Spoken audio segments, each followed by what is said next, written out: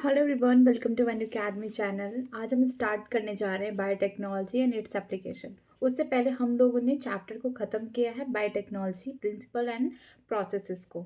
ठीक है, जिसमें हम लोगों ने पढ़ा है कि किस तरीके से रिकम्बिनेंट डीएनए बनाते हैं। अब हम बायोटेक्नोलॉजी के क्षेत्र में जब आ गए हैं तो अब उसके एप्लीकेशन को ही पढ़ते हैं। मैं जो कुछ भी पढ़ा रही हूँ ये बस एनसीईआरटी बेस्ड शॉर्ट नोट्स हैं, जिसका पीडीएफ आपको मेरे टेलीग्राम पे मिल जाएगा। तो मेरे टेलीग्राम को ज्वाइन करने के लिए मेरे चैनल के डिस्क्रिप्शन बॉक्स में लिंक दिया गया है, तो आप वहां से जाके ज्वाइन कर सकते हैं। किसी भी तरीके की कोई क्वेरी हो, कोई डाउट हो तो आप कमेंट सेक्शन में ज़रूर कमेंट करिए। चलिए स्टार्ट करते हैं आज का नया चैप्टर, जिसका नाम है बायोटेक्नोलॉजी एंड इट्स एप्लीकेशन। ठीक है, अब क्या क्या एप्लीकेशंस हैं बायोटेक्नोलॉजी के इस चैप्टर में हम जानते हैं, क्योंकि बायोटेक्नोलॉजी में तो हमको पता चल गया कि किस तरीके से जीन को चेंज करके, किसी भी ऑर्गेनिज्म के जीन को चेंज करके हम अपना डिज़ायरेबल कैरेक्टर देख सकते हैं। हमको जो जो प्रोडक्ट चाहिए हम प्रोडक्ट को ऑब्टेन कर सकते हैं, ठीक है, बायोटेक्नोलॉजी की हेल्प से। तो अब चलिए इसके एप्लीकेशन के बारे में पढ़ते हैं। Biotechnology has many application such as bio paramedical, therapeutics हो गया, डायग्नोस्टिस्ट हो गया, genetically modified crop, process food, bioremediation, waste treatment, energy production. ठीक है, बायोटेक्नोलॉजी की हेल्प से हम कौन कौन से एप्लीकेशन में अप्लाई कर सकते हैं बायोटेक्नोलॉजी, जैसे कि बायो पैरामेडिकल का मतलब होता है कि हम मेडिसिन वाली जो कंपनी है उसमें भी बायोटेक्नोलॉजी की हेल्प कर सकते हैं, डायग्नोसिस कर सकते हैं किसी बीमारी को। ठीक है, जेनेटिकली मॉडिफाइड क्रॉप मतलब हम किसी क्रॉप को जेनेटिकली मॉडिफाई कर सकते हैं। ठीक है, प्रोसेस फूड, जो भी हम फूड प्रोडक्ट खा रहे हैं मार्केट से लेके, उसको भी हम प्रोसेस करने के लिए बायोटेक्नोलॉजी की हेल्प दे सकते हैं। बायो रेमिडेशन का मतलब होता है कि जो कुछ भी जो वेस्टेज हैं उसको हम किस तरीके से ट्रीट कर सकते हैं। ठीक है, बायोलॉजिकली मीन्स माइक्रोब्स की हेल्प से जितनी भी वेस्ट ट्रीटमेंट है, एनर्जी प्रोडक्शन करना हो तो हम बायोटेक्नोलॉजी की हेल्प ले सकते हैं। अब आगे चलते हैं। Biotechnology has three critical research area. Biotechnology के तीन क्रिटिकल रिसर्च एरिया हैं। पहला, providing the best catalyst in the form of improved organism usually a microbes और एंजाइम। हमको प्रोवाइड करना पड़ता है बायोटेक्नोलॉजी के एप्लीकेशन के लिए। ठीक है, कि हम प्रोवाइड करें बेस्ट कैटलिस्ट। कैटलिस्ट का मतलब ये होता है कि कोई भी रिएक्शन को क्या करे, प्रोसीड करे, उसको बढ़ा दे उसके रेट को। और हम वो कैटलिस्ट किसके फॉर्म में, हमको यहाँ पे क्या करेंगे, या हम एंजाइम यूज़ करेंगे या माइक्रोब यूज़ करेंगे, ताकि जो हमारा प्रोडक्ट है या प्रोडक्शन हो वो क्या हो, हाई हो। ठीक है, ये रेट को बढ़ा देते हैं। जो हम बेस्ट कैटलिस्ट हम प्रोवाइड करेंगे इस रिसर्च एरिया में, वो क्या करेंगे कि जो हमारे प्रोडक्ट है, जो भी हमने रॉ मटेरियल लिया उसका प्रोडक्ट क्या करें, बढ़ा दे। वो जो बेस्ट कैटलिस्ट क्या हो सकता है, वो माइक्रोब्स हो सकता है या फिर एंजाइम्स हो सकते हैं। नेक्स्ट है creating optimum condition through engineering for the catalyst to act. हम क्रिएट करेंगे क्या, ऑप्टिमम कंडीशन। ठीक है, हम कंडीशन ऐसा, ऑप्टिमम कंडीशन का मतलब कि हम पीएच मेंटेन करेंगे, जो भी टेम्परेचर होगा उसको मेंटेन करेंगे, ऑक्सीजन की अवेलेबिलिटी जो होगी, ऑक्सीजन का नीड उसको करेंगे, एसिड बेस जितनी भी चीज़ें हैं हम क्या करेंगे, एक ऑप्टिमम कंडीशन देंगे। जिसकी किसके थ्रू देंगे, इंजीनियरिंग करके। ठीक है, इंजीनियरिंग इन द सेंस कि हम बहुत सारे टेक्निकल यूज़ करेंगे ताकि जो हमारा कैटलिस्ट है वो काम अच्छे से करे। ठीक, ऐसा नहीं है कि हम कैटलिस्ट तो डाल दिए, सब कुछ सही है, लेकिन टेम्परेचर ज़्यादा है तो उससे क्या होगा, जो एंजाइम है, माइक्रोब्स है, उसकी डेथ हो सकती है। तो हमको ऑप्टिमम कंडीशन देना है, हमको सारी चीज़ें मेंटेन करनी पड़ेगी, चाहे वो पीएच हो सकता है, चाहे टेम्परेचर हो सकता है, एसिड बेस हो सकता है, जितनी भी ऑक्सीजन की एबिलिटी है, क्योंकि माइक्रोब है या फिर कोई ऑर्गेनिज्म यूज़ कर रहे हैं हम। ठीक है, एंजाइम यूज़ कर रहे हैं तो उसको ऑक्सीजन की ज़रूरत होगी। जैसे हमको ज़रूरत है ऑक्सीजन की हर वक्त, उस तरीके से कोई भी लिविंग ऑर्गेनिज्म होगा उसको भी ऑक्सीजन की ज़रूरत होगी। तो हमको अपना ऑप्टिमम कंडीशन प्रोवाइड करना है, जिस वजह से जो हमारा कैटलिस्ट है वो अपना बेस्ट से बेस्ट दे सके प्रोडक्शन बढ़ाने में। ठीक है, थर्ड है down processing technology to purify the protein organic compound. Downstream processing technique में क्या होता है कि यहाँ पे सेपरेशन होगा, जो प्रोडक्ट हमने बना लिए हैं, और फिर प्यूरिफिकेशन करेंगे। ठीक है, इसमें दो ही चीज़ होती है, एक सेपरेशन होता है, दूसरा क्या होता है, प्यूरिफिकेशन होता है। जो भी हमने अपना प्रोटीन या फिर कोई भी कंपाउंड जो हमने ऑब्टेन किया है, अपना बेस्ट कैटलिस्ट देके, अपना ऑप्टिमम कंडीशन प्रोवाइड करके, अपना जो रिकम्बिनेंट डीएनए का जीन दिया है अपने होस्ट को, सब कुछ हमें क्या करना है, लास्ट में डाउन स्ट्रीम प्रोसेसिंग करना है। ठीक है, उसमें क्या करेंगे कि जो भी रहेगा प्रोडक्ट हम उसको सेपरेट करेंगे, फिर उसको अच्छे से प्यूरीफाई करेंगे। ठीक है, और फिर हम इसको क्लिनिकल ट्रायल के लिए दे सकते हैं, तब हम इसको बाद में फिर मार्केट में लॉन्च कर देंगे। तो ये सारे एप्लीकेशन से रिसर्च, क्रिटिकल रिसर्च एरिया हैं ये जो बायोटेक्नोलॉजी के एप्लीकेशन को शो करते हैं। आगे चलते हैं, एप्लीकेशंस इन एग्रीकल्चर। अब क्या क्या बायोटेक्नोलॉजी के जो एप्लीकेशंस एग्रीकल्चर में हैं, ठीक। चलिए स्टार्ट करते हैं। 3 option for increasing the food production. हमारा जो एग्रीकल्चर में एप्लीकेशन होगा यही होगा कि हम जो फूड प्रोडक्शन जो हम खा रहे हैं उसका प्रोडक्शन हाई टू हाई करें, ताकि जो इंक्रीजिंग पॉपुलेशन है हम उसको सर्व कर सकें, क्योंकि लैंड तो लिमिटेड है, लैंड नहीं बढ़ेंगे, लेकिन जो जनसंख्या है, पॉपुलेशन है, वो तो डे बाय डे इंक्रीज हो रही है ना। तो हमको सबसे ज़्यादा जो कमी रहेगी वो हमको खाने पीने में रहेगी। हमारी बेसिक नीड फूड है, तो हम फूड को प्रोडक्शन कैसे हाईली करें, ठीक है।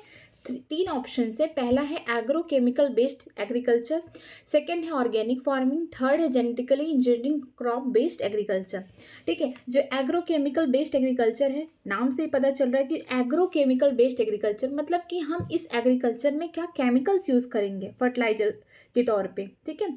दूसरा ऑर्गेनिक एग्रीकल्चर, ऐसा लग रहा है कि हम ऑर्गेनिक चीज़ें यूज़ कर रहे हैं, ठीक है। जैसे लिविंग, ऑर्गेनिक का मतलब होता है कि हम किसी जैसे लिविंग चीज़ को यूज़ करके हम अपना फूड प्रोडक्शन करा रहे हैं। थर्ड है, नाम से पता चल रहा है genetically engineering crop based agriculture, कि हम जेनेटिकली इंजीनियरिंग कर रहे हैं, मतलब कि हम जीन में चेंज, इंजीनियरिंग का मतलब है कि हम छेड़खान कर रहे हैं, ठीक है। हम किस में चेंज कर रहे हैं, जीन में चेंज कर रहे हैं, कि हम क्रॉप के जीन में चेंज करके हम अपने जो डिज़ायरेबल कैरेक्टर चाहते हैं, जो प्रोडक्शन चाहते हैं, जितनी यील्ड चाहते हैं, हम उसको बढ़ा रहे हैं। तो ये होता है genetically engineered crop based agriculture, ठीक है। स्टार्ट करते हैं एक करके। पहला है एग्रोकेमिकल बेस्ड एग्रीकल्चर। जो एग्रोकेमिकल बेस्ड एग्रीकल्चर है, इसमें हम क्या करते हैं, it uses the fertiliser and pesticide, ठीक है। इसमें हम यूज़ क्या करते हैं, फर्टिलाइज़र यूज़ करते हैं। हम लैंड में खूब फर्टिलाइज़र डालते हैं ताकि जो हमारा क्रॉप का प्रोडक्शन हो बहुत हाई हो, ठीक है। ये मार्केट में बिकते हैं फर्टिलाइज़र, तो हम उसको खरीद के फिर हम अपने खेतों में इसको डालते हैं। और साथ में क्या डालते हैं, पेस्टिसाइड, की जो मतलब कीड़े हैं जो प्रोडक्शन को मतलब क्रॉप को ख़राब कर देते हैं, जो उनको मारने के लिए हम क्या करते हैं, स्प्रे करते हैं पेस्टिसाइड्स को, ठीक है। वो भी आर्टिफिशियली हम मार्केट से खरीदते हैं। ये बहुत ही ज़्यादा एक्सपेंसिव होते हैं, चाहे फर्टिलाइज़र लें चाहे हम पेस्टिसाइड मार्केट में। कॉजेस इन्वायरमेंटल पॉल्यूशन, ठीक है, ये पॉल्यूशन कॉज करते हैं। अब फर्टिलाइज़र है तो एक बार तो हमारे प्रोडक्शन अच्छा हो गया फर्टिलाइज़र से, ठीक है, लेकिन जो लैंड है वो इनफर्टाइल हो रही है ना, ख़राब हो रही है, उसकी फर्टिलिटी बेकार हो रही है, लैंड को ख़राब कर रहा है, सॉइल में प्रॉब्लम हो रहा है, पॉल्यूशन कर रहा है, सॉइल पॉल्यूशन, ठीक है। पेस्टिसाइड वगैरह तो मर रहे हैं, लेकिन इससे क्या हो रहा है कि जो हमारा क्रॉप है वो भी कहीं ना कहीं उस पर भी इसका इफेक्ट जा रहा है। तो ये एक्सपेंसिव के साथ साथ ये इन्वायरमेंटल पॉल्यूशन भी क्रिएट करता है, इसीलिए फर्टिलाइज़र हो गया, पेस्टिसाइड हो गया, इन सब चीज़ों से थोड़ा दूर रहना चाहिए। नेक्स्ट है ऑर्गेनिक फार्मिंग। ऑर्गेनिक फार्मिंग क्या होता है कि इसमें हम लिविंग ऑर्गेनिज्म के हेल्प से या फिर हम ऑर्गेनिक तरीके से, इसमें हम किसी तरीके की हम कोई आर्टिफिशियल चीज़ें यूज़ नहीं करते, ना फर्टिलाइज़र ना हम पेस्टिसाइड, ये सब यूज़ नहीं करते हैं। और ये सबसे ज़्यादा एक्सपेंसिव होता है ऑर्गेनिक फार्मिंग, जितना ज़्यादा अच्छा उससे ज़्यादा क्या है, बहुत एक्सपेंसिव है। तो ये बहुत कम लोग इसको एफोर्ड कर पाते हैं, ठीक है। नेक्स्ट है genetically engineering crop based agriculture. ये जो है genetically engineering crop based agriculture, इस चैप्टर का मेन मोटो यही है कि ये बायोटेक्नोलॉजी के कितने सारे एप्लीकेशंस हैं जहाँ जहाँ हम बायोटेक्नोलॉजी की हेल्प से हम अपना प्रोडक्शन बढ़ा रहे हैं, उनका है। तो ये है genetically engineering crop based agriculture, कि ये बायोटेक्नोलॉजी का पार्ट है। नाम से ही लग रहा है कि हम इंजीनियरिंग कर रहे हैं, कि इसमें हम जीन में चेंज कर रहे हैं, जेनेटिकली इंजीनियरिंग किया जा रहा है क्रॉप बेस्ड एग्रीकल्चर पे, ठीक। इसके बारे में पढ़ते हैं। It uses genetically modified crop, इसमें क्या करते हैं, जो क्रॉप होता है उनका हम क्या करते हैं, जीन को चेंज करते हैं, हम जेनेटिकली मॉडिफाई कर देते हैं उसको। जेनेटिकली मॉडिफाइड ऑर्गेनिज्म, जीएमओ कहते हैं, are the plants, bacteria, fungi, animal whose gene are altered by manipulation, ठीक है। मैनिपुलेशन का मतलब कोई चीज़ को चेंज करना, ठीक। कि जो जेनेटिकली मॉडिफाइड ऑर्गेनिज्म दिया गया है, जीएमओ का फुल फॉर्म होता है जेनेटिकली मॉडिफाइड ऑर्गेनिज्म। क्या क्या हो सकते हैं, प्लांट हो सकता है, बैक्टीरिया हो सकता है, फंजाई हो सकता है, एनिमल हो सकता है, who gene are altered by, हम जिसके जीन को बदल रहे हैं, चाहे प्लांट हो गया, बैक्टीरिया हो गया, फंजाई हो गया, एनिमल हो गया, हम उसके जीन को क्या कर रहे हैं, बदल रहे हैं, मैनिपुलेट कर रहे हैं। क्यों कर रहे हैं, क्योंकि हमको हाईली अपना प्रोडक्शन करना है एग्रीकल्चर में, हमको जो फूड प्रोडक्शन उसको दुगना तिगना बढ़ाना है उसको, ठीक है। इसलिए हम क्या कर रहे हैं, प्लांट हो गए, चाहे बैक्टीरिया, चाहे फंजाई, एनिमल, उसके जीन में हम चेंज कर रहे हैं बायोटेक्नोलॉजी की हेल्प से। नेक्स्ट चलते हैं, advantage of the genetically modification in plant, की क्या क्या एडवांटेज हैं जो हम जेनेटिकली मॉडिफाई कर रहे हैं किसी प्लांट के अंदर, कि हम जो जीन को चेंज कर रहे हैं, जीन को अल्टर कर रहे हैं किसी प्लांट में, तो उसके क्या क्या एडवांटेज हैं, अब उसके बारे में पढ़ते एक एक करके। First, it makes the crop more tolerant to abiotic stress like cold हो गया, ड्रॉट, सॉल्ट, हीट एक्सेट्रा, ठीक है। जो हम जेनेटिकली मॉडिफाइड जो हमारा प्लांट है या क्रॉप है उसमें हम क्या करते हैं, चेंजेस करते हैं, ठीक है, उसके जीन में चेंज करते हैं ताकि जो हमारा क्रॉप है वो मोल टॉलरेट हो जाए, उसके अंदर सहन शक्ति बढ़ जाए, ठीक है। किसके अगेंस्ट, जो एबैटिक स्ट्रेस है, जैसे कि ठंड में अगर हम वीट को बोते हैं, मतलब कि गेहूं की खेती में क्या होता है, अगर ज़्यादा ठंड पड़ जाती है तो प्रोडक्शन क्या हो जाता है, लो हो जाता है।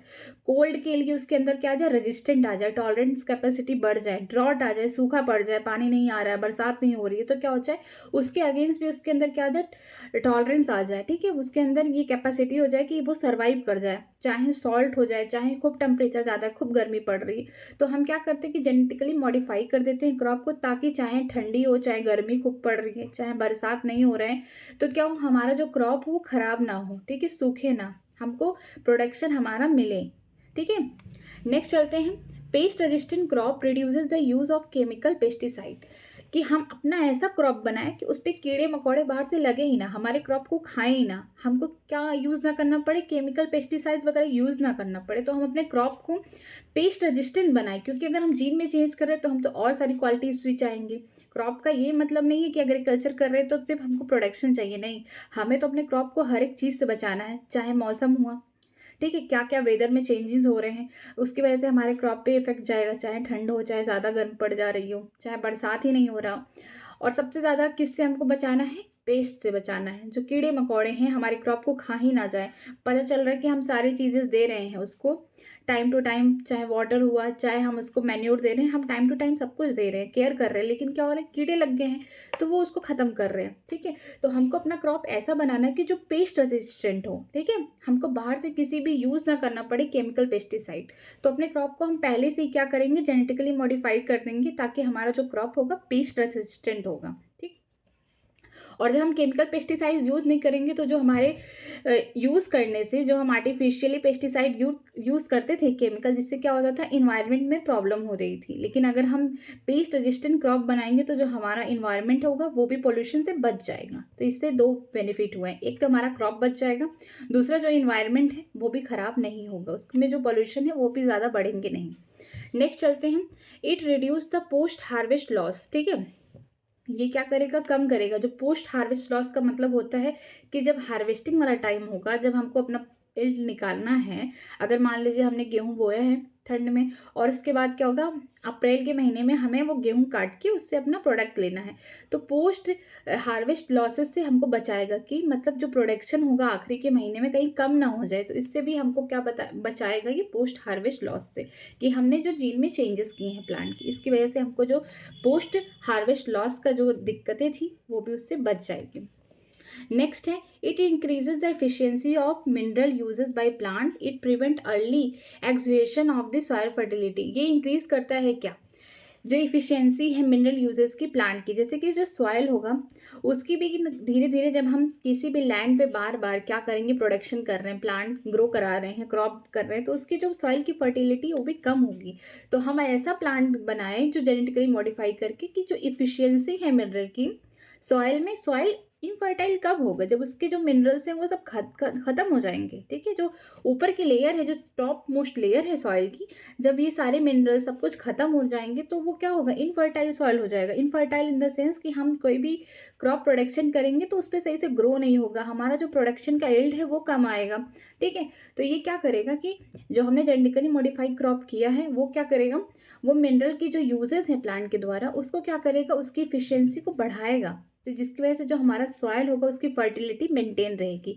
हम यहाँ पे कोई केमिकल यूज़ नहीं कर रहे हैं कि हमारा जो सॉइल की जो फर्टिलिटी वो खराब हो, ऐसा कुछ नहीं होगा। यहाँ तो हम जेनेटिकली मॉडिफाइड क्या कर रहे हैं, प्लांट यूज़ कर रहे हैं, क्रॉप यूज़ कर रहे हैं, जिसकी वजह से जो मिनरल का लेवल है सॉइल में उसकी फर्टिलिटी को मेंटेन कर रहा है, ठीक है। यहाँ पे दो दो प्रॉफिट हो रहे हैं, एक तो क्रॉप भी हमारा अच्छे से सर्वाइव कर रहा है, हमारा उसका यील्ड भी अच्छा होगा, दूसरा क्या होगा, हम कहीं ना कहीं इन्वायरमेंट को भी एक सुटेबल कंडीशन दे रहे हैं, उसको भी बचा रहे हैं, पोल्यूशन से बचा रहे हैं, कहीं कहीं उसकी फर्टिलिटी ना खराब हो जाए सॉइल की, उसको बचा रहे हैं। सॉइल पोल्यूशन नहीं है इसको कहते हैं, हम सॉइल पोल्यूशन से भी बचा रहे हैं। तो ये बहुत ज़्यादा इंपॉर्टेंट है, जेनेटिकली मॉडिफिकेशन जो भी किया गया है बायोटेक्नोलॉजी की हेल्प से, बहुत इंपॉर्टेंट है ये।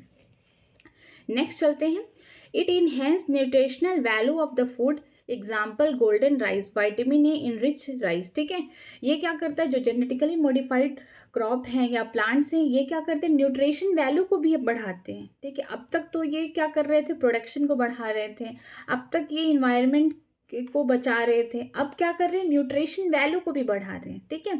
जैसे कि एग्जांपल दिया गया है गोल्डन राइस, जो गोल्डन राइस है, सुनहरा चावल जो है, उसमें विटामिन ए ज़्यादा पाया जाता है। जैसे कि अगर बीमारी हो गई किसी को, नाइट ब्लाइंडनेस, रात में नहीं दिख रहा है, इसको बोलते हैं रतौंधी, रात में जिसको नहीं दिखता है, ठीक है, ये नाइट ब्लाइंडनेस जैसी बीमारी विटामिन ए की वजह से जो होती है, तो उसको गोल्डन राइस जरूर खाना चाहिए, जिससे ये बीमारी क्या हो जाए, रिड्यूस हो जाए, ठीक है। विटामिन ए की जो कमी है उसके अंदर वो पूरी हो जाए। तो ये जो विटामिन ए का न्यूट्रिशन वैल्यू बढ़ाता है ये जेनेटिकली मॉडिफाइड क्रॉप। एग्जाम्पल दिया है गोल्डन राइस, ठीक। आगे चलते हैं। To create tailor made plant to supply alternative resources, starch, fuel, pharmaceutical etcetera to industry, ठीक है। हम क्या करेंगे, ऐसा प्लांट बनाए जो tailor made plant to supply alternative source, जैसे कि स्टार्च हो गए, फ्यूल हो गए, ये सारी चीज़ें हम ऐसा प्लांट बनाए टेलर मेड कि खुद वो प्लांट हमको सारी चीज़ें दे, जैसे स्टार हो गया, फ्यूल हो गया, पैरामेथिकल, ठीक है, किसको दे, इंडस्ट्रीज को दे, ठीक। ऐसा प्लांट बनाए। कहीं ना कहीं हम ऐसा जेनेटिकली मॉडिफाइड प्लांट से बना रहे हैं कि हमको न्यूट्रिशनल वैल्यू में भी हेल्प कर रहा है, हमारे यील्ड भी बढ़ा रहा है, सॉइल को भी बचा रहा है इनफर्टाइल होने से, ठीक है, हमारे इन्वायरमेंट को भी बचा रहा है। अब इंडस्ट्रीज को हेल्प कर रहा है क्या, टेलर मेड प्लांट बना रहे हैं, ठीक है, ताकि वो सप्लाई कर सके अल्टरनेटिव जो सोर्सेज हैं फ्यूल के, स्टार्च के, ताकि हम इंडस्ट्रीज को ईजिली दे सकें। नेक्स्ट चलते हैं, पेस्ट रेसिस्टेंट प्लांट, ठीक है। अब क्या है वो पेस्ट रेजिस्टेंट प्लांट, जिसकी वजह से क्या होंगे, वो कीड़े मकोड़े हमारे क्रॉप को नहीं खाएंगे। हम कैसे पेस्ट रेजिस्टेंट बनाएंगे, ठीक है।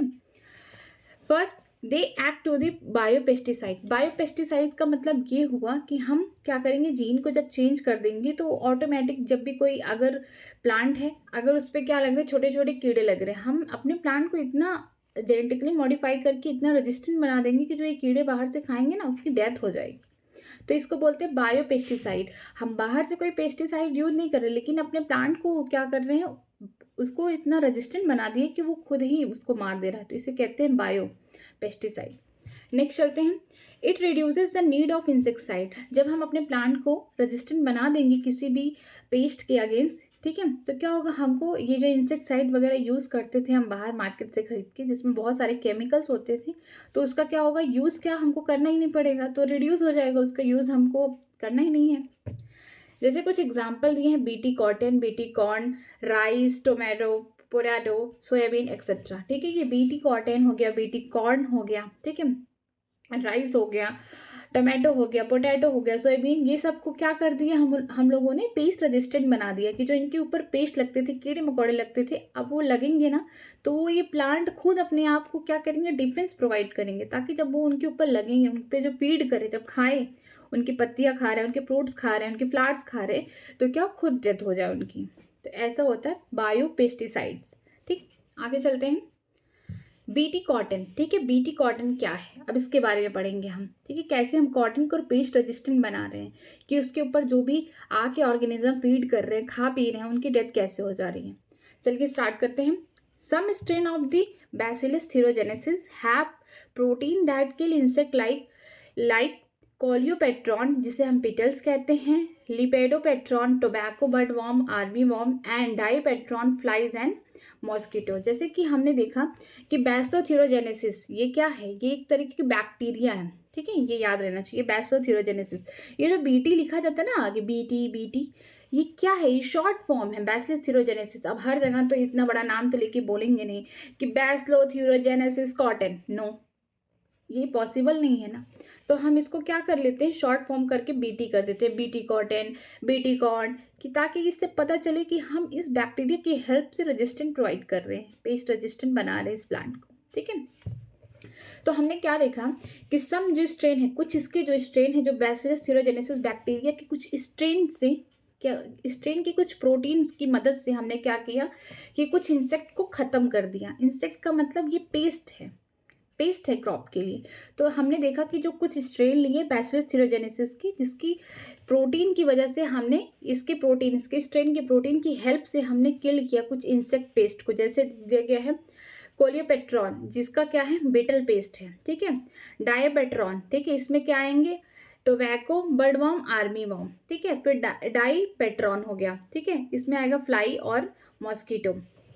तो जैसे इसको याद करने के लिए शॉर्ट ट्रिक दे रही हूँ, जैसे कोलियोपेट्रॉन जो है उसमें बीटल्स हैं, याद नहीं होगा तो याद रखिए सी स्टार्टिंग है कोलियोपेट्रॉन तो बीटल है बी, तो इससे याद हो जाएगा कि कोलियोपेट्रॉन बीटल्स होगा। लेपेडोपेट्रॉन है, लिपिडोपेट्रॉन, उसमें क्या होगा टोबैको बर्डवर्म हो गया और आर्मी वर्म हो गया। एक टोबैको बर्डवर्म हो गया और दूसरा आर्मी वर्म, यहाँ पे वर्म वर्म है एक साथ, तो जो वर्म वाले रहेंगे वो एक साथ रहेंगे दो।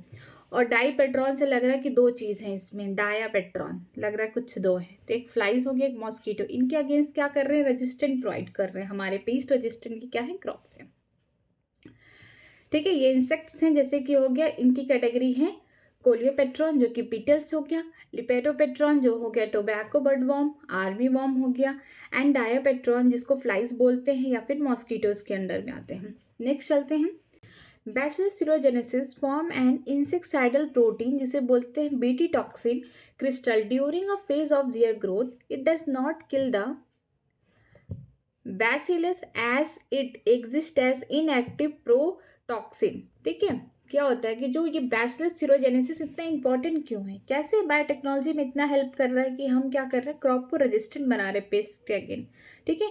इसमें क्या होता है जो बैसिलस थ्यूरोजेनेसिस हैं ये फॉर्म करते हैं कि इंसेक्टिसाइडल प्रोटीन, इनके अंदर क्या होता है कि जो बैक्टीरिया है ना इनके अंदर पहले से क्या होता है कि प्रोटीन एक होता है, इंसेक्टिसाइडल मीन्स इंसेक्ट को मारने के लिए इनके अंदर क्या होता है प्रोटीन के क्रिस्टल बनने लगते हैं। कब बनते हैं, जब इनका ग्रोथ फेज होता है, जब वो छोटे होते हैं उनके अंदर क्या ही बनने लगते हैं कि इंसेक्टिसाइडल प्रोटीन जिसे हम बीटी टॉक्सिन कहते हैं। BT toxin in the sense ये जहर नहीं है बैक्टीरिया के लिए, लेकिन अगर कोई और इसको क्या करे फीड कर ले तो उसके लिए जहर हो जाएगा, उसकी डेथ हो जाएगी, ठीक है।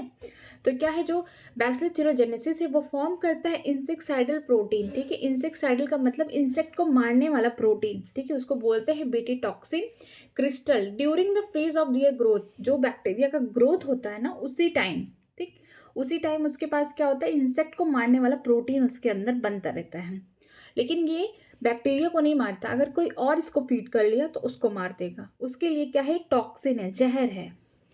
It does not kill the bacillus as it exist as inactive protoxin, ये जो बैक्टीरिया को नहीं मारेगा, क्यों, क्योंकि उसके बॉडी में क्या होगा इनएक्टिव फॉर्म में होगा, इसीलिए इसको लिखा गया है प्रोटॉक्सिन, ठीक है। ये बैक्टीरिया को किल नहीं करेगा, लेकिन अदर इंसेक्ट जो इसको फीड करेगा उसकी डेथ हो जाएगी। आगे चलते हैं, when insect ingest the toxin it become active due to the alkaline pH of the gut which solubilize the crystal, ठीक है। जब कोई इंसेक्ट क्या करे इस टॉक्सिन को खा लेता है उसके अंदर चला जाता है तो ये एक्टिव हो जाता है। कब एक्टिव होता है इंसेक्ट की बॉडी में, जब उसको अल्कलाइन पीएच मिलता है, मतलब कि इसका जो पीएच होगा वो 7 से ज़्यादा होगा, ठीक है, इसका जो पीएच होगा वो 7 से ज़्यादा होगा, ठीक है। ये एसिडिक मीडियम में नहीं करेगा, ये बेसिक मीडियम में करेगा। इसका जो ये टॉक्सिन है इसका क्या होता है ये एक्टिव होता है, ठीक है। और बैक्टीरिया है, बैक्टीरिया में क्या होता है इनएक्टिव, इसका मतलब कहीं ना कहीं बैक्टीरिया क्या है एसिडिक है, उसका पीएच लो है, अगर जैसे ही उसको पीएच मिल जाएगा उसके फॉर्म का बेसिक या अल्कलाइन तो क्या हो जाएगा कि टॉक्सिन क्या हो जाएगा एक्टिव हो जाएगा, बट बैक्टीरिया में ऐसा नहीं होता है।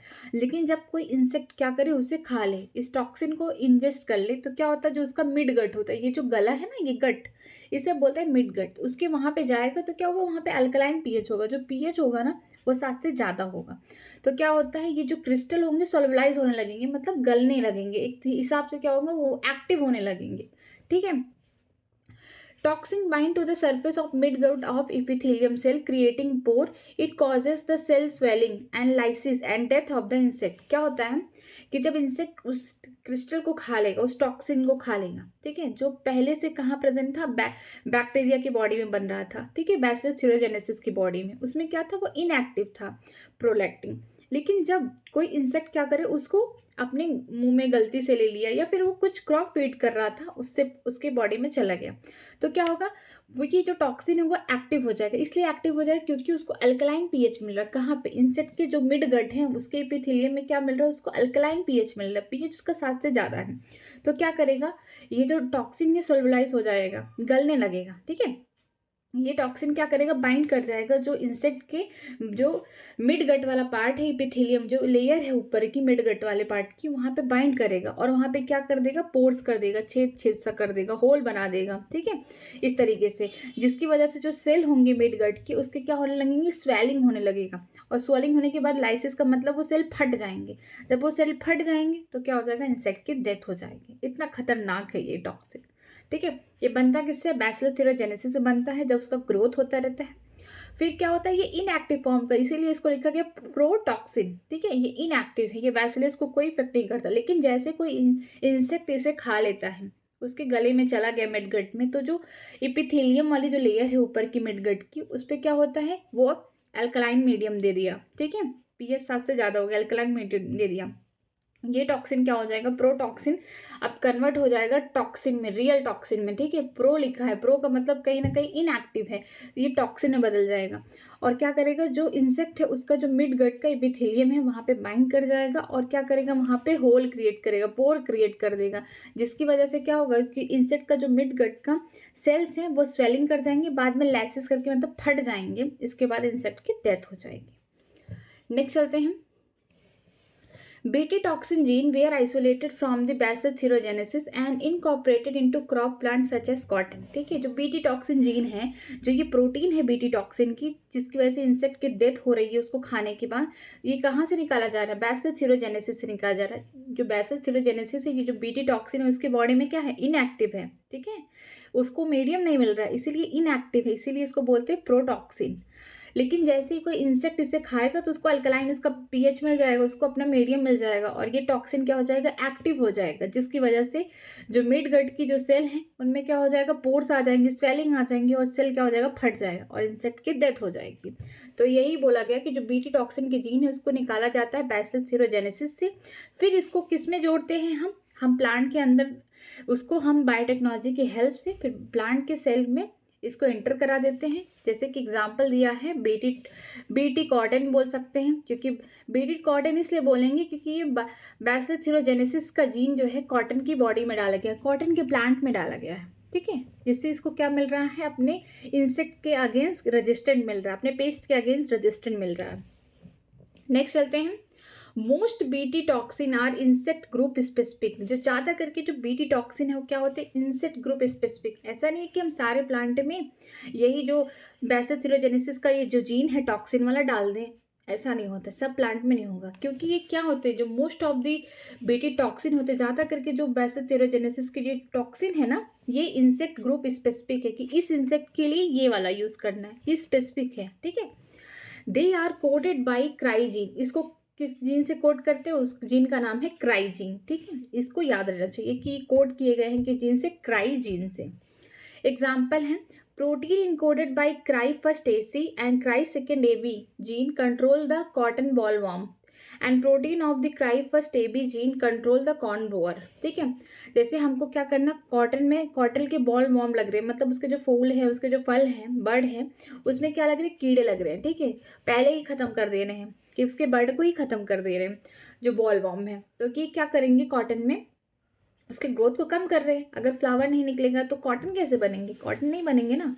तो क्या कर रहे हैं, जो बर्ड है उसका या फ्लावर है ही है, उसमें ही क्या लग जा रहा है, ये कॉटन बॉल वॉर्म लग जा रहे हैं। तो उसके लिए कौन सा टॉक्सिन है, उसके लिए जो हमने निकाला है बैसिलस थ्यूरोजेनेसिस से, उसका नाम है cry first AC, cry second AB. याद रहना चाहिए इसका नाम, क्राई फर्स्ट एसी रहेगा, ठीक है, एसी को फर्स्ट नंबर दो और क्राई सेकेंड एबी, ठीक है, ये सेकेंड दे दो एबी को। ये किसके लिए टॉक्सिन जीन, किसके अगेंस्ट, कॉटन बॉल वॉर्म के, हम इसको कंट्रोल करेंगे।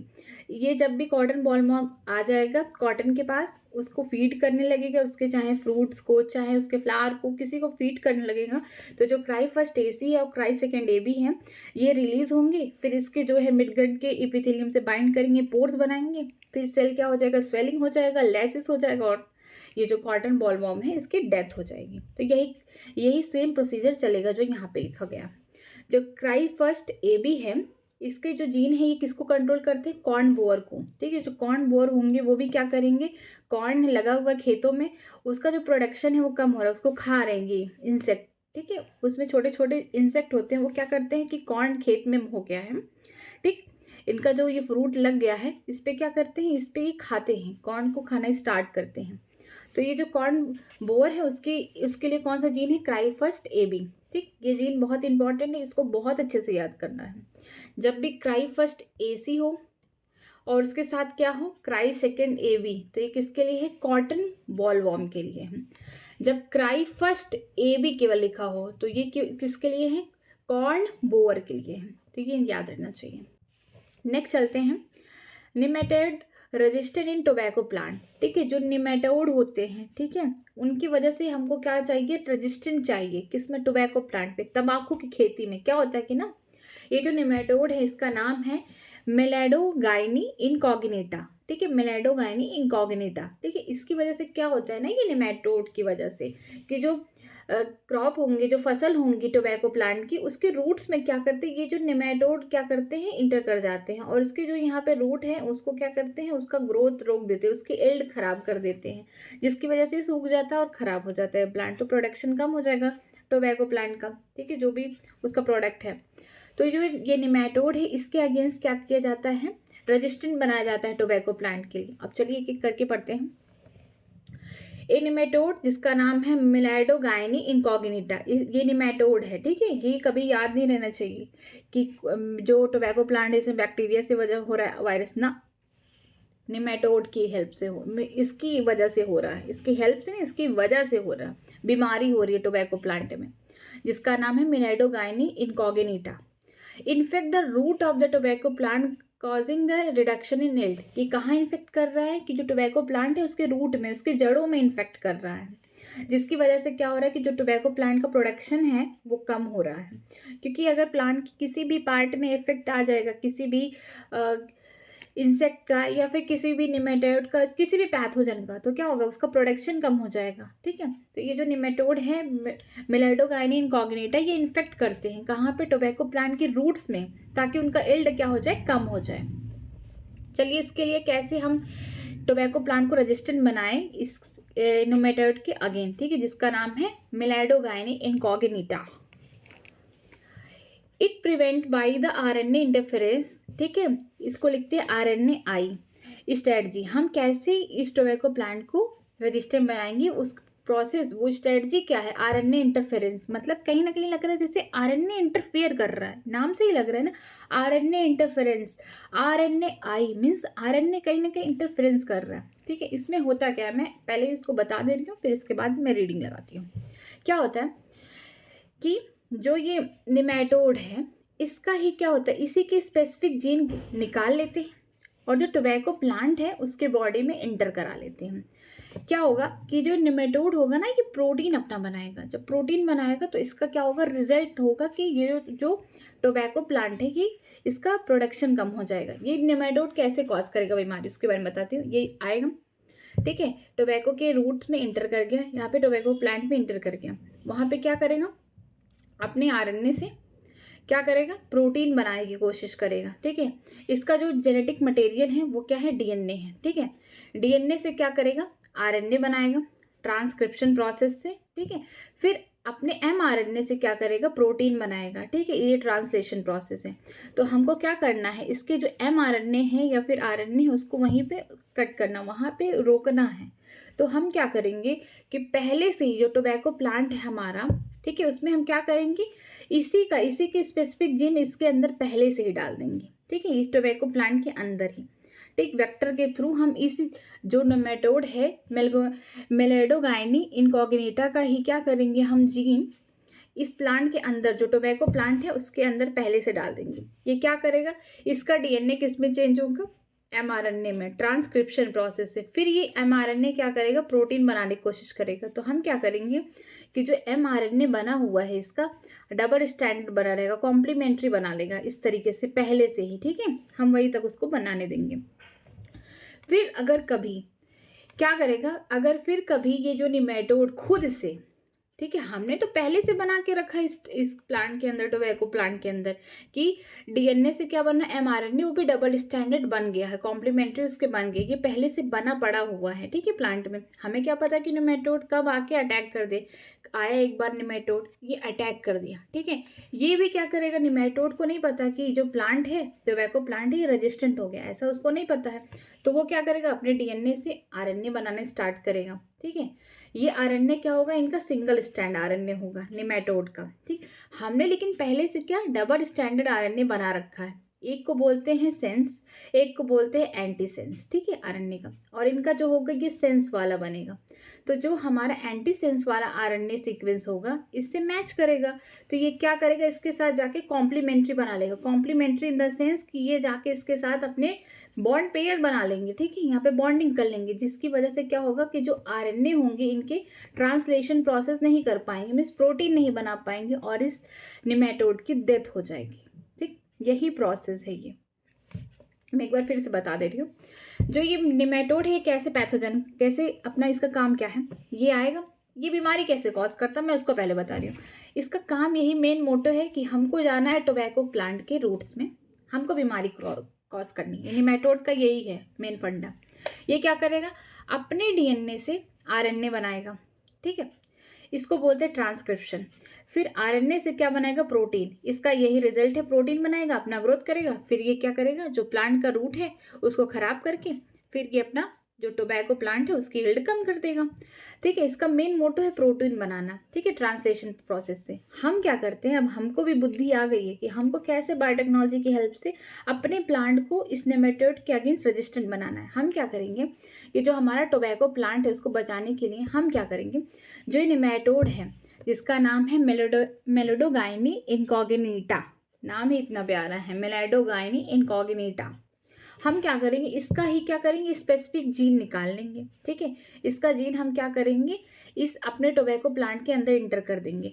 ये क्या करेगा, इसका जीन डीएनए से क्या बना लेगा, आरएनए, डबल स्टैंडर्ड क्या बना लेगा, RNA, double standard in the sense कि जो सीक्वेंस होंगे, हम और भी सारे इतना ही दिया एनसीईआरटी में, तो हम आगे प्रोसेस नहीं बताएंगे, बस हम इतना बता देंगे कि जो डबल स्टैंडर्ड आरएनए है ये अपना कॉम्प्लीमेंट्री बना लेंगे। एक को बोलेंगे सेंस वाला पार्ट, एक बोलेंगे एंटी सेंस, ठीक है। एक टेम्पलेट की तरह काम करेगा, एक कोडिंग की तरह काम करेगा, ठीक। ये हमारा बन के तैयार है हमारे टोबैको प्लांट में डिफेंस के लिए, अपने आप को बचाने के लिए, किससे, निमेटोड से, जो उसको बीमारी कॉज करने आएगा।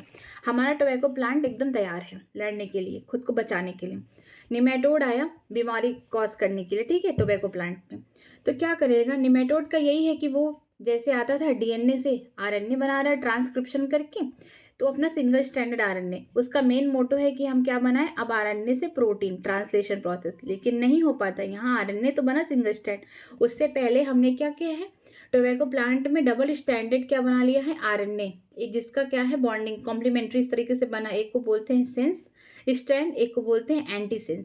जो एंटी सेंस होगा ये इसका क्या होता है, सेंस वाला बनता है, सेंस वाला स्ट्रैंड बनता है, ठीक है। ये जो आरएनए बना रहा है निमेटोड बीमारी कॉज करने के लिए, ये सेंस वाला है। तो जो हमने पहले से बना के रखा है डबल स्टैंडर्ड आरएनए अपने टोबैको प्लांट के अंदर, उसका जो एंटी सेंस वाला स्ट्रैंड है ये जाके इसके साथ क्या बना लेगा, डबल बॉन्डिंग, यहाँ पे बॉन्डिंग बना लेंगे, ठीक है, यहाँ पे कॉम्प्लीमेंट्री स्ट्रक्चर बना लेगा, ठीक है, यहाँ पे बॉन्ड बना लेंगे, जिसकी वजह से क्या होगा, अब ये जो प्रोटीन है नहीं बन पाएगा। प्रोटीन इसलिए नहीं बन पाएगा क्योंकि प्रोटीन के लिए क्या होता है, सिंगल स्टैंडर्ड आरएनए की ज़रूरत होती है। कभी भी डबल स्टैंडर्ड आरएनए क्या करते हैं, प्रोटीन नहीं बनाते हैं, ठीक है, सिंगल स्टैंडर्ड आरएनए होना चाहिए।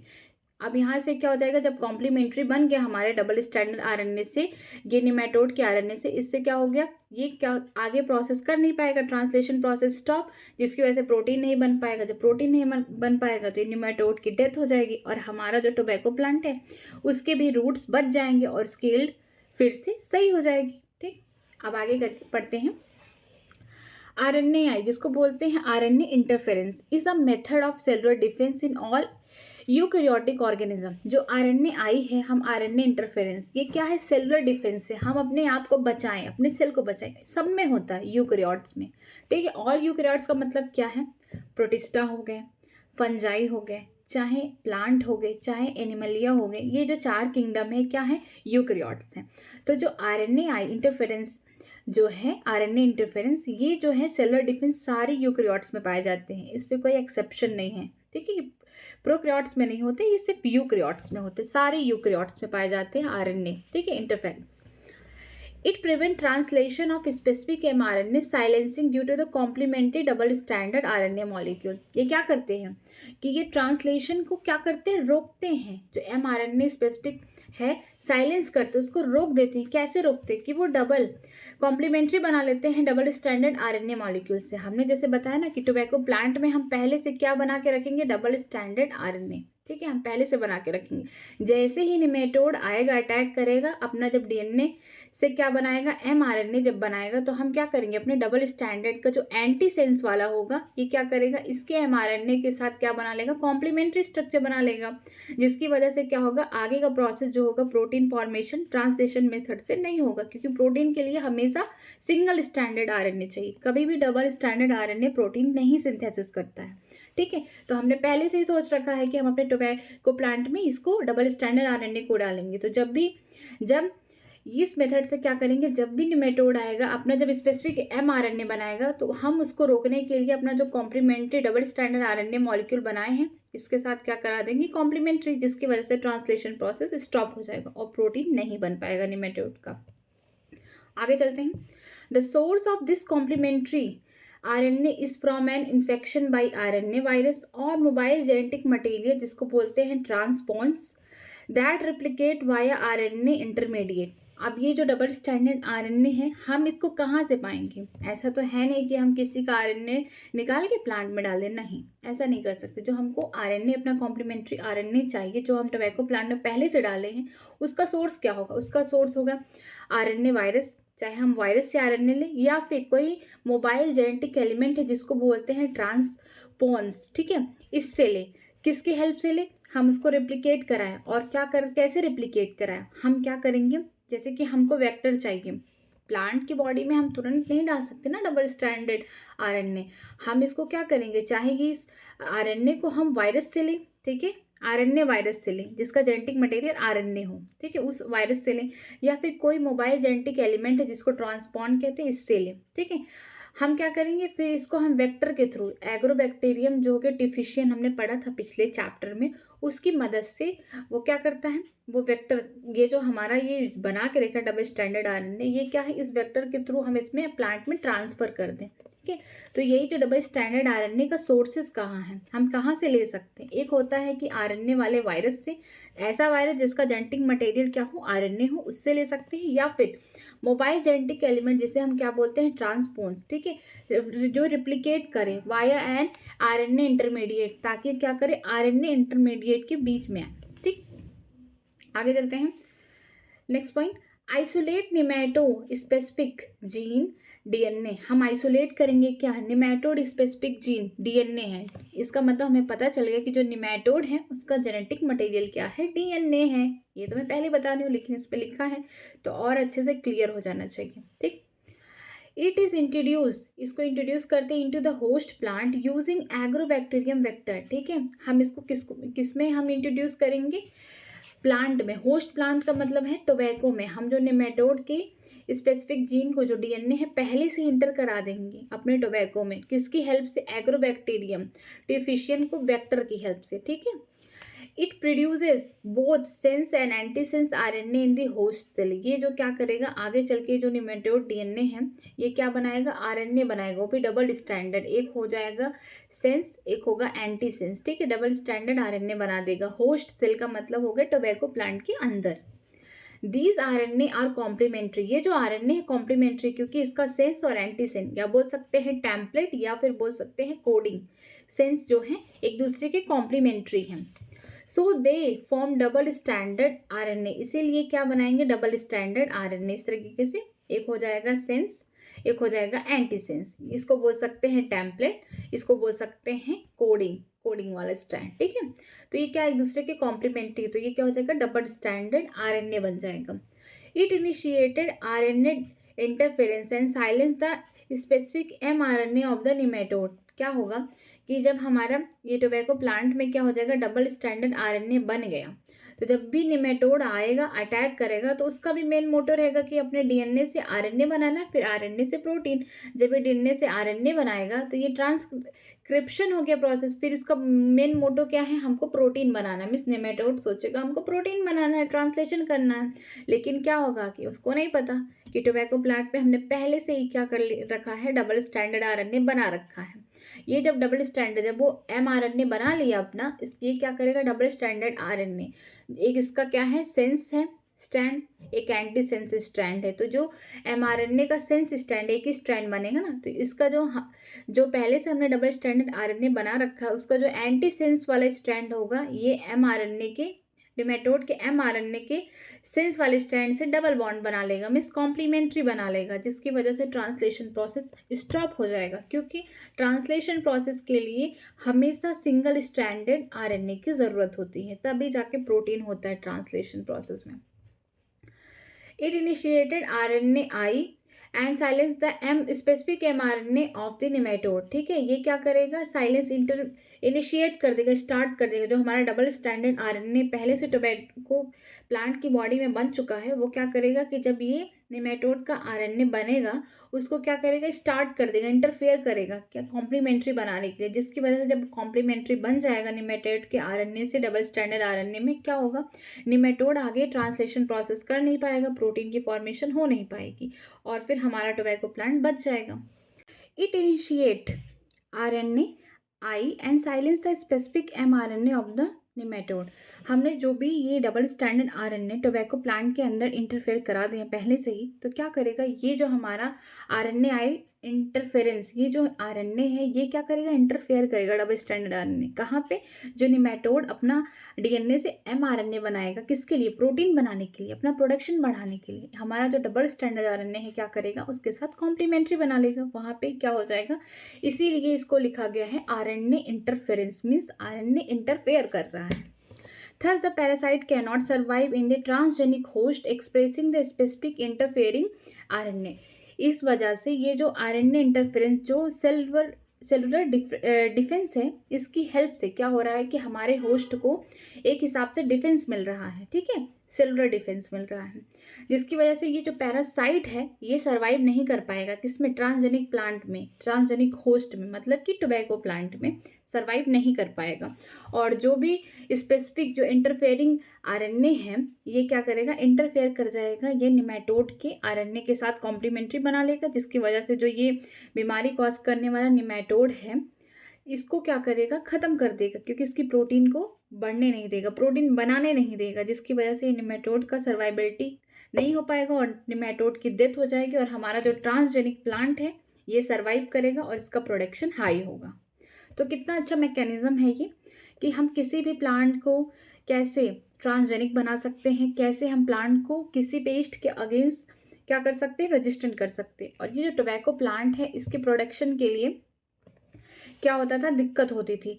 तो ये जो निमेटोड है, ये जो निमेटोड जिसका नाम है मेलोडिना गाइनी इनकॉग्निटा, ये क्या करता था कि ये टोबैको प्लांट के रूट्स को क्या करता था, इन्फेक्ट करता था, वहाँ रूट्स के थ्रू जाता था। ठीक है, जिसकी वजह से इल्ड कम हो गया। साइंटिस्ट ने क्या किया, इसने जो निमेटो रेजिस्टेंट है, निमेटोड के अगेंस्ट क्या किया, रेजिस्टेंट बना दिया टोबैको प्लांट के अंदर। उसने क्या किया कि जो निमेटोड का जो स्पेसिफिक जीन है, इसको ही निकाला और टोबैको प्लांट के अंदर डाल दिया, जिसकी वजह से जो डीएनए है निमेटोड का, ये किस में चेंज हो गया, डबल स्टैंडर्ड आरएनए में चेंज हो गया। जब ये आरएनए में चेंज हो गया, तो ये क्या अपना कॉम्प्लीमेंट्री बना लिए। ठीक है, और जो सोर्सेज है डबल स्टैंडर्ड आरएनए के, ये ऐसे वायरसेस हैं जिनका जीनोम आरएनए हो वो, या फिर मोबाइल जेनेटिक एलिमेंट जिसे हम ट्रांसपोन कहते हैं, उनकी हेल्प से ये डबल स्टैंडर्ड आरएनए को हम निकाल सकते हैं। ठीक, जब निमेटोड आएगा, ठीक है, वो जब टोबैको प्लांट के रूट को इन्फेक्ट करेगा, तो फिर क्या होगा, वो स्टार्ट करेगा अपना डीएनए से एमआरएनए बनाना ट्रांसक्रिप्शन प्रोसेस से, और इस एमआरएनए से प्रोटीन बनाने की कोशिश करेगा, लेकिन इस बार फेल हो जाएगा, क्योंकि हमारा प्लांट क्या हो गया है, ट्रांसजेनिक प्लांट हो गया। मतलब कि हमने इसके अंदर पहले से ही जीन बना के रख लिए हैं, जिसकी वजह से हम निमेटोड के सर्वाइबिलिटी को रोक दें। ठीक है, इस पैरासाइट को मार दें। तो क्या होगा, जो इसका एमआरएनए होगा, इसकी कॉम्प्लीमेंट्री बन जाएगी, जो पहले से हमने डबल स्टैंडर्ड आरएनए बना के रखा है। इसीलिए इस प्रोसेस को बोलते हैं आरएनए इंटरफेरेंस। ठीक है, ये एमआरएनए क्या होगा, ये साइलेंसिंग जो इसका स्ट्रैंड है, हमारे डबल स्टैंडर्ड आरएनए के एंटी साइलेंसिंग वाले स्ट्रैंड से कॉम्प्लीमेंट्री बना लेगा, जिसकी वजह से ये एमआरएनए अब आगे का जो प्रोसेस है ट्रांसलेशन वो कर नहीं पाएगा और प्रोटीन नहीं बन पाएगा, जिससे इस नेमाटोड की डेथ हो जाएगी। तो ये बहुत अच्छा मैकेनिज्म है। जो आरएनए इंटरफेरेंस है सारे यूकैरियोट्स में होते हैं, केवल सेलुलर डिफेंस मैकेनिज्म है ये। ठीक, आगे चलते हैं। एप्लीकेशन इन मेडिसिन, अब तक हमने पढ़ा एप्लीकेशन इन एग्रीकल्चर। अब हम पढ़ेंगे कि बायोटेक्नोलॉजी की जो मेडिसिन में कौन कौन से एप्लीकेशंस हैं। जैसे पहला है जेनेटिकली इंजीनियरिंग इंसुलिन हो गया, ठीक। दूसरा हो गया जीन थेरेपी। तीसरा हो गया मॉलिक्यूलर डायग्नोसिस, ठीक है। और हम इससे क्या पता करेंगे कि कैसे हम इंसुलिन को बनाएंगे, ठीक है, मेडिसिन के फील्ड में, क्योंकि इंसुलिन बहुत इंपॉर्टेंट है। डायबिटीज़ इतना ज़्यादा बढ़ रहा है लोगों में कि इंसुलिन की मात्रा उनकी बॉडी में कम हो जा रही है, जिसकी वजह से डायबिटीज़ हो जा रहा है। तो हम किस तरीके से जेनेटिकली हम इंसुलिन बनाएं। जीन थेरेपी, अगर किसी जीन में दिक्कत हो गई है, किसी बच्चे में कोई जेनेटिकली डिसऑर्डर आ गया है, जीन में प्रॉब्लम आ गई, तो हम किस तरीके से जीन को सही कर सकें। और नेक्स्ट है molecular diagnosis. Molecular diagnosis in the sense कि हम किसी बीमारी को कैसे पता कर सके बायोटेक्नोलॉजी की हेल्प से। तो ये भी बहुत इंपॉर्टेंट है। ऐसा नहीं है, कोई बीमारी हमें तब दिखती है जब उसमें बहुत सारे सिम्टम्स आ जाते हैं, तब हमको पता चलता है कि ये बीमारी है। हम सिम्टम्स देख के बीमारी को पता करते हैं, लेकिन मॉलिक्यूलर डायग्नोसिस में क्या होता है कि सिम्टम्स नहीं भी आए रहेंगे, फिर भी हम इसके चेकअप से बीमारी को पता कर सकते हैं। चलिए स्टार्ट करते हैं इस टॉपिक को। Recombinant DNA technology helps for mass production of safe and more effective therapeutic drugs। ठीक है, जो रिकॉम्बिनेंट डीएनए टेक्नोलॉजी है इसने मास प्रोडक्शन किया है, सेफ मतलब कि इतना ज़्यादा प्रोडक्शन किया है, लोगों को इतना ज़्यादा बायोटेक्नोलॉजी की हेल्प से ड्रग्स को इतना बनाया है कि लोगों के लिए सेफ है और बहुत ज़्यादा इफेक्टिव है। ठीक है, इसका प्रोडक्शन बहुत ज़्यादा हुआ है रिकॉम्बिनेंट डीएनए टेक्नोलॉजी की हेल्प से। नेक्स्ट है product from non-human sources causes unwanted immunological response but recombinant therapeutics does not have such problem।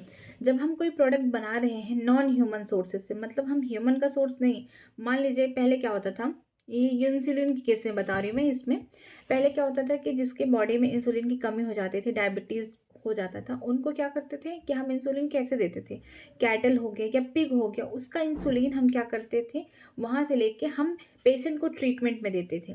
इससे क्या होता था कि जो सोर्सेज हैं वो नॉन ह्यूमन हो गए, ह्यूमन से नहीं नॉन ह्यूमन, तो इससे क्या होता था कुछ पेशेंट में एलर्जी हो जाती थी, रिएक्शंस हो जाते थे, सूट नहीं करता था, तो इससे प्रॉब्लम होती थी। लेकिन अगर हम रिकम्बिनेंट डीएनए टेक्नोलॉजी की हेल्प से किसी भी मेडिसिन को बनाए या फिर किसी भी चीज़ को ट्रीट करें जेनेटिकली, जैसे इंसुलिन का ही केस हुआ, तो इससे क्या होगा, कोई ऐसी प्रॉब्लम देखने को नहीं मिलेगी, ना कोई एलर्जी का प्रॉब्लम होगा, ना किसी प्रकार का कोई भी साइड इफेक्ट देखने को मिलेगा। तो ये इसलिए बहुत ज़्यादा सेफ है। नेक्स्ट है at present about 30 recombinant therapeutic have been approved. ठीक है, अभी इस समय 30 रिकम्बिनेंट थेरेपेटिक्स हैं कि 30 जगह रिकम्बिनेंट बायोटेक्नोलॉजी की मदद से क्या हो रहा है, वहाँ पे दवाइयाँ बन रही हैं, वहाँ पे ड्रग्स बन रहे हैं। Of this 12 are being marketed in India. इनमें से जो 30 है, इनमें से जो 12 हैं वो मार्केटेड कहाँ हो रही है, इंडिया में मार्केटिंग उसकी हो रही है। ठीक है, इंडिया में जो दवाइयाँ हो रही हैं 12 थेरेपेटिक्स जो है रिकम्बिनेंट डीएनए टेक्नोलॉजी की, वहाँ से दवाइयाँ इंडिया में मार्केटिंग की जा रही हैं। आगे चलते हैं। जेनेटिकली इंजीनियरिंग इंसुलिन कि कैसे हम जेनेटिकली हम कैसे इंजीनियरिंग कर रहे हैं, कैसे हम बायोटेक्नोलॉजी की मदद से इंसुलिन बना रहे हैं, अब इसके बारे में पढ़ेंगे। फर्स्ट है insulin is use to manage the adult one diabetes. जो इंसुलिन है हम उसकी हेल्प से क्या करते हैं, जो एडल्ट है, जो बड़े बुजुर्ग लोग हैं, उनमें क्या हो जाता है, डायबिटीज़ की बीमारी हो जाती है, हम उसको कैसे मैनेज कर रहे हैं। नेक्स्ट पॉइंट है insulin from the pancreas of animal like cattle and pig causes allergy और other type of reaction to the foreign protein. ठीक है, जब पहले इंसुलिन हम कहाँ से निकाल रहे थे, जो पैनक्रियाज थे एनिमल के, जैसे कैटल गाय भैंस, ठीक है, पिग, ठीक है, उसके पैनक्रियाज से हम क्या निकाल रहे थे, इंसुलिन निकाल के फिर हम ह्यूमन को दे रहे थे, जिसकी वजह से क्या हो रहा था कि ह्यूमन की बॉडी में एलर्जी हो जा रही थी, किसी टाइप का रिएक्शन हो जा रहा था, साइड इफेक्ट देखने को मिल रहे थे उस फॉरेन प्रोटीन से। इंसुलिन इज प्रोटीन, ठीक है, उसके अगेंस्ट हमारी बॉडी क्या कर रही थी, डिफेंस बना दे रही थी, जिसकी वजह से बॉडी को लगता था कि एंटीजन है और ये हमारे बॉडी में आएगा, तो फिर उस ह्यूमन को क्या हो जा रहा था, साइड इफेक्ट्स आ जा रहे थे। Now it is possible to produce human insulin using bacteria. लेकिन अब क्या हो गया, पॉसिबल हो गया कि हम ह्यूमन की जो इंसुलिन है उसको किसकी हेल्प से बनाएं, बैक्टीरिया की हेल्प से बनाएं। ठीक है, क्यों? क्योंकि बायोटेक्नोलॉजी की यहाँ टेक्निक लग रही है, इसीलिए हम बैक्टीरिया से क्या अब बना पा रहे हैं, इंसुलिन बना पा रहे हैं। Insulin consists of two short polypeptide chain 1 A, chain B that are linked by disulfide bridge। क्या होता है कि इंसुलिन जो होते हैं कंसिस्ट करते हैं टू शॉर्ट, दो छोटे छोटे क्या पॉलीपेप्टाइड चेन। पॉलीपेप्टाइड चेन का मतलब कि प्रोटीन के चेन होते हैं, इसमें प्रोटीन ढेर सारे होते हैं, इसीलिए इसको बोला गया है पॉलीपेप्टाइड चेन है। ठीक है, एक हो गया चेन ए, दूसरा हो गया चेन बी, और ये दोनों चेन एक दूसरे से जुड़े हैं किससे, डाई सल्फाइड बॉन्ड से, सल्फर के बॉन्ड से जुड़े हुए हैं, इसीलिए लिखा गया है कि जो शॉर्ट पॉलीपेप्टाइड चेन है, एक चेन हो गया, दूसरा चेन मीन्स चेन ए हो गया कि चेन बी हो गया। ठीक है, इसमें क्या है, प्रोटीन है, इसमें ढेर सारे प्रोटीन है, इसमें ढेर सारे प्रोटीन, और प्रोटीन के बीच में भी तो बॉन्ड होगा, एक प्रोटीन के बीच में बॉन्ड हुआ दूसरे प्रोटीन से, उसे क्या बोलेंगे, पेप्टाइड। और ढेर सारे प्रोटीन हैं, उनके बीच में बॉन्ड है, इसलिए बोला गया पॉलीपेप्टाइड। ये चेन्स के बीच का बॉन्ड है, इसीलिए बोला गया है टू शॉर्ट पॉलीपेप्टाइड चेन। ठीक है, लेकिन चेन ए और चेन बी एक दूसरे से जुड़े हैं किसकी हेल्प से, डाइसल्फाइड ब्रिज से जुड़े हैं। नेक्स्ट चलते हैं। In mammals insulin is synthesis as prohormone, इसे प्रो इंसुलिन कहते हैं। It is process to become mature and functional hormone. ठीक है, मैमल्स में क्या होता है, मैमल्स इन द सेंस हम ह्यूमन की बात करते हैं, इंसुलिन सिंथेसिस होता है, कैसे सिंथेसिस होता है, प्रो हार्मोन या प्रो इंसुलिन। ठीक है, पहले प्रो हार्मोन होता है या प्रो इंसुलिन के फॉर्म में होता है, बाद में क्या होता है, मैच्योर हो जाता है। ठीक है, इट बिकम या proceeded mature and functional prohormone. ठीक है, क्या होता है, ये वाला देखिए इमेच्योर है या प्रो हार्मोन कह सकते हैं, प्रो इंसुलिन। यहाँ पे देखिए ये चेन ए है, ये वाला ग्रीन वाला चेन बी है, ये बीच में चेन सी है। ठीक है, ये प्रो इंसुलिन में है, लेकिन जब मैचुरेशन हो जाता है ना, तो चेन ए और चेन बी के बीच में डाइसल्फाइड बॉन्ड प्रेजेंट हो जाते हैं, और चेन सी जो वाला जो होता है ये रिमूव हो जाता है। ठीक है, ये चेन सी वाला जो होता है पेप्टाइड बॉन्ड, ये खत्म हो जाता है मैचुरेशन में। The pro-hormone contain an extra stretch called C-peptide. This removed during maturation in insulin. ठीक है, जो प्रो इंसुलिन था या प्रो हार्मोन था, ठीक है, इंसुलिन का, उसमें क्या होता था, ए था, बी चेन था, सी चेन था। ए और बी और सी ये किस में देखने को मिलेंगे, तीनों एक साथ, ये देखने को मिल रहे थे प्रो इंसुलिन या प्रो हार्मोन में, जब मेच्योर नहीं था। लेकिन मेचुरेशन के टाइम क्या होता है कि सी वाला जो पेप्टाइड होता है ये रिमूव हो जाता है, और ए पेप्टाइड और बी पेप्टाइड क्या हो जाते हैं, इनके बीच में डाइसल्फाइड बॉन्ड आ जाते हैं। ठीक, in 1983 Eli Lilly, an American company, prepared two DNA sequences corresponding to A and B chain of human insulin and introduced them in the plasmid of E. coli to produce insulin chain. Chain A and chain B were combined by creating disulfide bond to form human insulin, इसे हेमोलिन कहते हैं। ठीक है, हेमोलिन।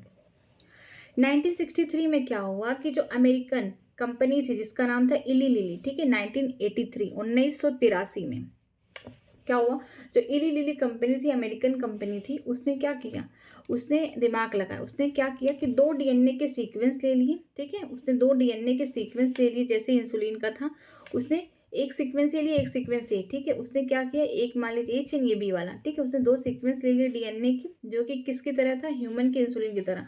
फिर इसको क्या किया, introduce करा दिया, जो ई कोलाई का प्लाज्मिड था, हमने रिकम्बिनेंट डीएनए टेक्नोलॉजी से पढ़ा ही है कि जो जीन है, अपने जीन ऑफ इंटरेस्ट को हम ई कोलाई के प्लाज्मिड में या किसी प्लाज्मिड में क्या करें, ऐड कर दें, जिसकी वजह से क्या हो जाए, रिकॉम्बिनेंट बन जाए, रिकॉम्बिनेंट डीएनए बन जाए वो।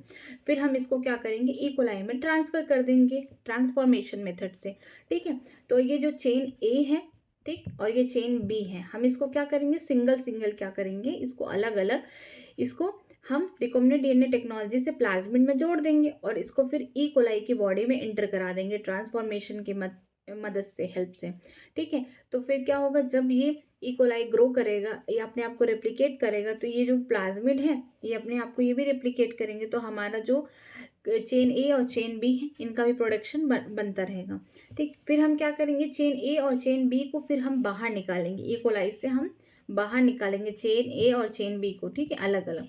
ठीक है, ए हो गया और ये बी हो गया, फिर इसको हम क्या करेंगे, डाइसल्फाइड बॉन्ड से बाहर से ही हम इसको जोड़ देंगे, और फिर इसको हम ह्यूमन इंसुलिन बना लेंगे, जिसको बोलते हैं हीमोलिन। ठीक है, ये प्रोसेस बहुत अच्छा भी है और बहुत ज़्यादा सेफ है।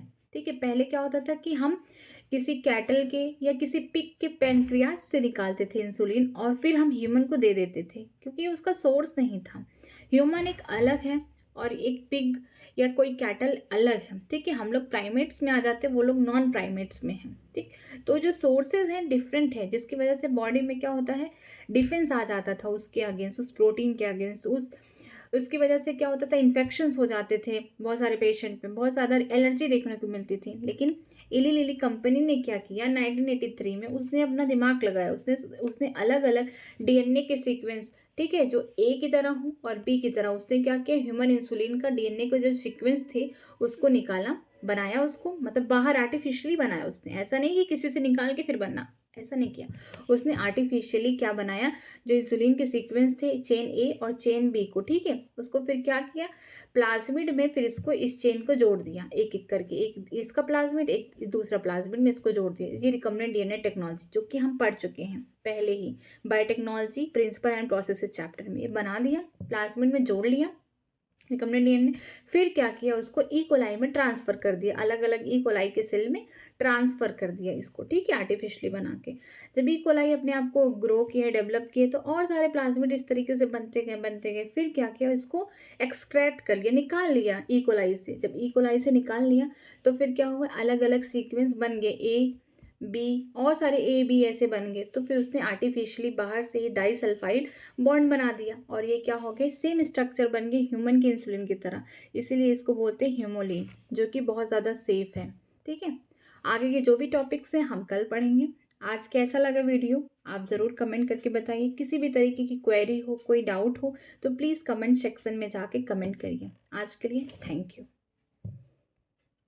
आज की क्लास अगर अच्छी लगे तो please like and subscribe my channel new academy, और मेरा टेलीग्राम का लिंक डिस्क्रिप्शन बॉक्स में है, तो आप वहाँ पे जाके ज्वाइन कर सकते हैं, और जितने भी ये पीडीएफ हैं, शॉर्ट नोट्स हैं, वहाँ पे आपको मिलेंगे। Thank you.